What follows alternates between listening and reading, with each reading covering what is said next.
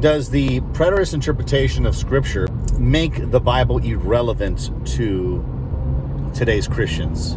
I think that's what many dispensationalists believe, many people who do not take the preterist approach to Scripture. And let me just define the word preterist. Preterist means past. It's a Latin word. It just means past fulfillment.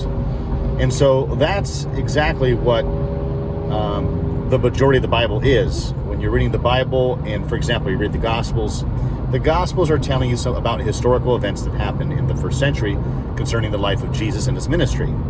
And so that is not weird to any Christian. Everybody knows, you read those scriptures, those things happened in the past. And the crucifixion happened in the past. But it does have implications throughout all of human history. So just because I read the revelation of Jesus Christ in the New Testament or the Apocalypse, and I see a lot of those things that are in the book of Revelation as past events, that does not mean the book of Revelation has no relevance to us today. Just like Genesis, Exodus, Leviticus, Numbers, Deuteronomy, Joshua, Judges, Ruth, etc., just like any of those books are relevant for today because they have implications for today.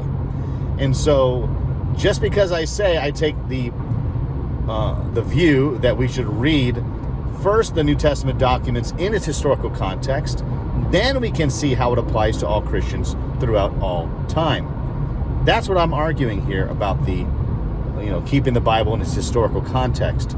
So that's all I'm arguing for. I'm not arguing for nothing crazy. That's all. So I argue that the book of Revelation was written to first century believers. And they were. Right in the beginning of Revelation chapter 1, verse 1, it tells them who it is for. And then you continue down the chapter, you could see that it's written to literally 7 churches of Asia in the first century. The book is relevant to them first before it can become relevant to us. If they are prophecies to those 7 churches, then those prophecies would be fulfilled in the time frame that the Apostle John said they would, or else the Apostle John is a false prophet. Why so many people don't understand what's the criteria of Deuteronomy for false prophets or true prophets. It is fulfilled prophecy. That's how you know someone is a true prophet or a false prophet.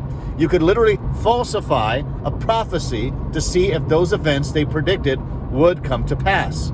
And so that's what I'm arguing for. The book of Revelation is fulfilled, and it is fulfilled because the New Testament church exists, and it will continue to exist and conquer the world throughout all time and throughout all of history.